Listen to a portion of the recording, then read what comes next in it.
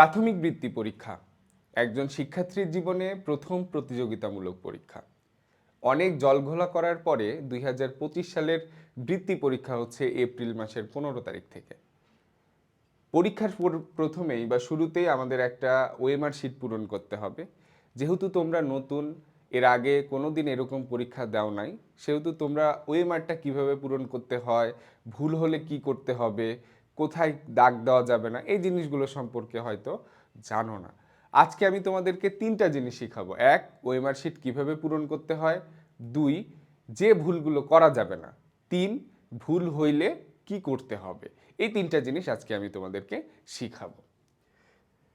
দেখো, আমাদের শুরুতেই এরকম একটা ওএমআর থাকবে, একটা শিট থাকবে। এই শিটের কিন্তু মোট 3টা অংশ। কয়টা অংশ? 3টা। তো আমাদের বুঝতে হবে যে অংশ এখানে 3টা আছে, এই জিনিসটা একটু বুঝতে হবে। দেখো, এই যে ওপরে যে একটা অংশ, তার নিচে আছে আরেকটা অংশ, এই যে এটা 2 নম্বর অংশ, এবং নিচে আরেকটা আছে 3 নম্বর অংশ। এই 3টা অংশ দেখো একই রকম লেখা টেখা মনে হচ্ছে। তো নিচের 2টা অংশে তাকানোরও দরকার নাই, নিচের 2টা অংশের দিকে আমাদের তাকানোরও দরকার নাই। নিচের 2টা অংশে আমরা কোনো কিছু পূরণ করতেও যাইব না, দেখাও দরকার নাই যে কি আছে, কি পূরণ করা লাগবে, দরকার নাই।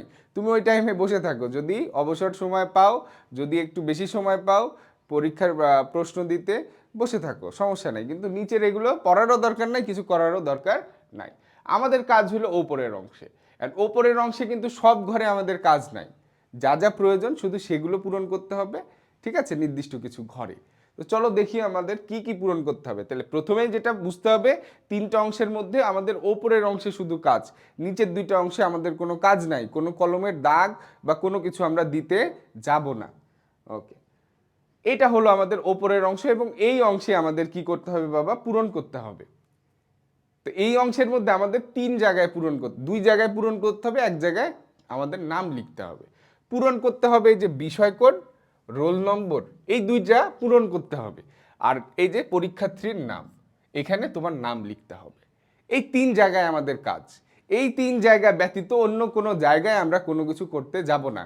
এখন অনেক স্টুডেন্ট আছে, আরে সময় পাচ্ছি না, কি করব, মানে বসে আছি, কাজ নাই, এই যে ওপরে বৃত্তের মতো আছে, এগুলো ভরাট করি, এগুলো ভরাট করি, এগুলো করতে যাবে না। তাহলে তুমি যদি 400-র মধ্যে 400 পাও, তোমার রেজাল্ট আসবে না। তাহলে আমি কি বললাম? এই 3টা অংশের বাইরে কোনো জায়গায় তোমাকে কোনো দাগ দেওয়া যাবে না, ঠিক আছে। বিশেষ করে এই যে ওপরে এগুলো কিন্তু কোড, এই যে এখানে কিউআর কোড, নিচে বার কোড, এগুলোতে কিন্তু কোনো দাগ টাগ এরকম দাগও ফালানো যাবে না। তাইলে দেখা গেল তোমার রেজাল্ট হয়তো আসবে না, মনে রেখো। এখন আসতেছি আমরা এটা যে পূরণ করব, কীরকম কলম দিয়ে পূরণ করব। আমরা তো পরীক্ষার আগে অনেকে যে মার্জিন টানার জন্য, দাগ টানার জন্য জেল কালির ব্যবহার করি, অনেকে পেন্সিল ব্যবহার করি। এটা আমরা কি দিয়ে পূরণ করব। আবার অনেকের কলম আছে অনেক বেশি কালি বের হয়, অনেকের কলম আছে কালি বের হতে চায় না। তাহলে কীরকম কলম দিয়ে আমরা পূরণ করব? নর্মাল 5 টাকা দামের যে কলম পাওয়া যায়, ঠিক আছে, যে কলম দিয়ে আমরা লিখি খাতায়, সেই কলম দিয়ে আমরা এটা পূরণ করব। বেশি কালি বের হচ্ছে ওইগুলো কলম অ্যাভয়েড করবা, কারণ দেখা গেল যদি কালি বের হইতে হইতে বেশি বের হয়ে গেল, তখন অন্য ঘরে চলে যাবে, ঘষা মাজা হবে, ঝামেলা, বা কোনো খাতার পৃষ্ঠা যখন উল্টাবে তখন দাগ উঠে যাবে। তাহলে নর্মাল কলম দিয়ে তোমরা, খাতায় আমরা যে কলম দিয়ে লিখি, বল পেন যে কলমটা, সেই কলম দিয়ে এগুলো পূরণ করতে হবে, ঠিক আছে। জেল, কালি টালি, পেন্সিল কোনো কিছু ব্যবহার করা যাবে না। ওকে, এখন আসছি আমরা যে কি কি পূরণ করব। এখানে সবার প্রথমে আছে আমাদের কি? বিষয় কোড। কি আছে বাবা? বিষয় কোড। তাহলে বিষয় কোড আমাদের বাংলার জন্য বিষয় কোড 1, ইংরেজি 2, গণিত 3, বিজ্ঞান, বাংলাদেশ ও বিশ্ব পরিচয় 4। এটা তোমাদের অ্যাডমিট কার্ডে লেখা আছে। তো আমরা প্রথম দিন বাংলা পরীক্ষা, বাংলার জন্য আমরা একটু দেখি যে কিভাবে পূরণ করব। এখানে একটা ঘর আছে, বিষয় কোডের নিচে একটা ঘর আছে, সেই ঘরে আমরা 1 লিখব, যেহেতু বাংলা পরীক্ষা 1 লিখব। এবং নিচে দেখো 1 2 3 4 চারটে ঘর দেওয়া আছে বৃত্ত আকারে।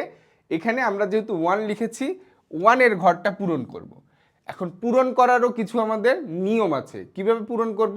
অনেকে পূরণ করে, যে আমি দেখাই পূরণ করতে, এই অনেক বেশি পূরণ করে ফেলে, এই পূরণ করতে করতে ফুটবল বানায় ফেলে, ঠিক আছে। এরকম পূরণ করা যাবে না, এটা পূরণ করা যাবে না। আবার অনেকে আছে যে পূরণ করে সম্পূর্ণ বৃত্ত ভরাট করে না, এরকম পূরণও করা যাবে না। তাহলে কিভাবে পূরণ করব দেখি চলো। আমরা প্রথমে যে সার্কেলটা আছে, যে বৃত্তর যে সার্কেলটা আছে, সেই সার্কেল বরাবর দাগ দিব। ঠিক আছে, সেই সার্কেল বরাবর দাগ দিব। দাগ দেওয়ার পরে এই যে ভেতরে আমরা এটা ভরাট করব। ঠিক আছে, বুঝতে পেরেছি? ইনশাল্লাহ বুঝতে পেরেছি। ওকে, তাহলে বিষয় কোড আমাদের কমপ্লিট। এবার আসছে আমাদের রোল। রোল তোমাদের লেখা থাকবে 7 ডিজিটের। তোমরা সুন্দর করে একটা একটা করে অঙ্ক বসিয়ে রোলটা আগে উপরের ঘরগুলো লিখে দিবা। মনে করো এগুলো কিন্তু ইংরেজি দিয়ে লিখতে হবে, বাংলা দিয়ে না। ঠিক আছে, তাহলে আমার রোল হলো মনে করো 1079536 1079536, এটা হলো আমার রোল। লিখলাম সুন্দর করে, আবার মিলাবা যে ঠিক আছে নাকি, আমার লেখাটা ঠিক আছে নাকি, আবার মিলাবা। মিলানোর পরে এই যে প্রথমে 1 লিখেছি, তাহলে 1-এর নিচে নিচে পূরণ করব। নিচে 1 কোথায় আছে, সেই ঘরে একটা ফোঁটা দিব। এখানে 0 লিখেছি, নিচে 0 একটা ফোঁটা। 7-এর নিচে এই যে 7 একটা ফোঁটা। 9, এই যে 9 একটা ফোঁটা। 5 একটা ফোঁটা। তারপরে 3 একটা ফোঁটা। তারপরে 6 একটা ফোঁটা। এখন তুমি আবার চেক করে দেখো যে ফোঁটাগুলো দিয়েছো, এই ফোঁটাগুলো ঠিক আছে কিনা, ফোঁটাগুলো ঠিক আছে কিনা। যদি ঠিক থাকে দেখো 1 1 0, যদি ঠিক থাকে তাহলে তুমি এবার কি পূরণ করো। এই যে আমি 1 পূরণ করলাম। ওকে, পূরণ করলাম। তারপরে 0,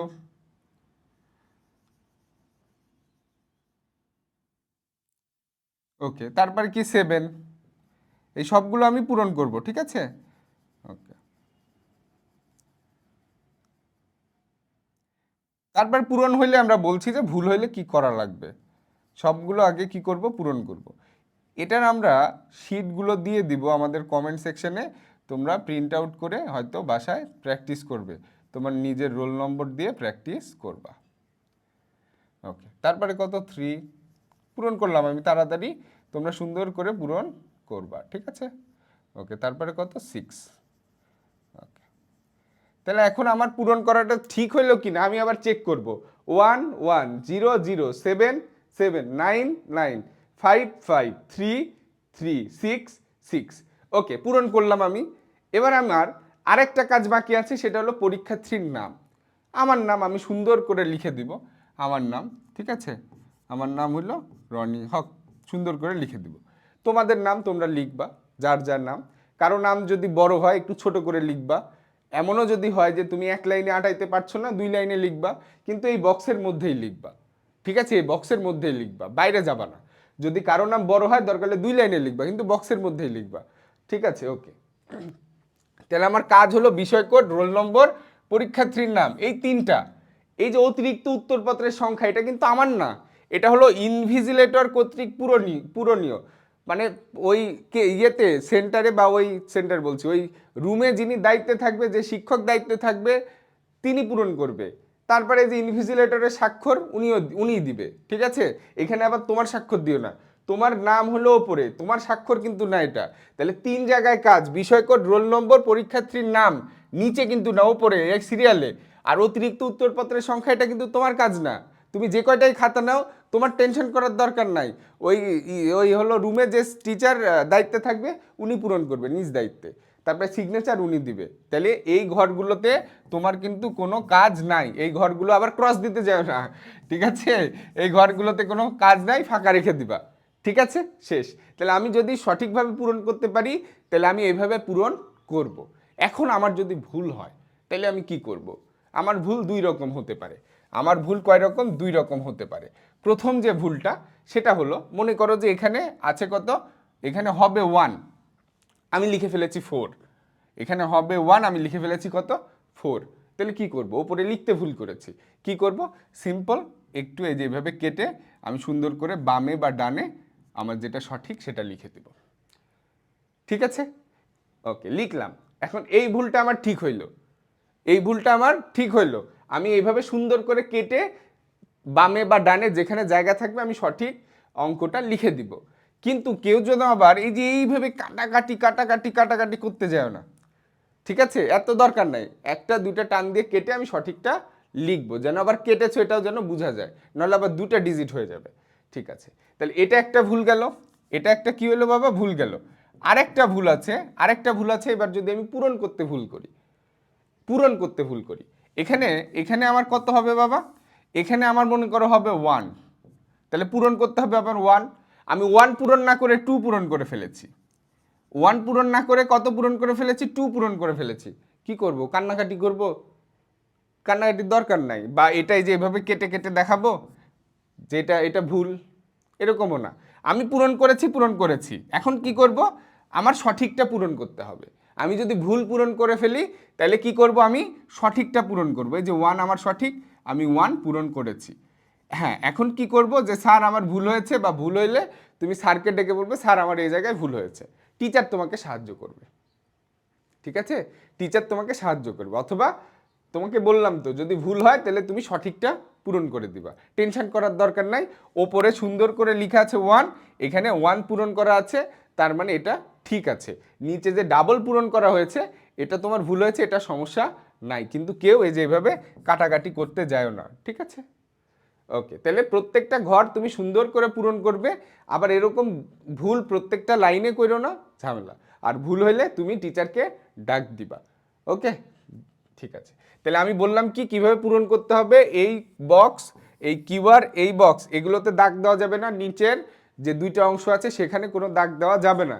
এখানে যে কিউআর কোড আছে, এই যে কিউআর কোড, এই যে কিউআর কোড, বার কোড, এগুলোতে যদি তুমি দাগ দাও তাইলে হয়তো তোমার ওই যে নিচের অংশের সাথে ম্যাচ হবে না, তখন তুমি 400 পাইলেও কিন্তু খাতা মিলবে না, রেজাল্ট আসবে না, তুমি বৃত্তি পাবে না।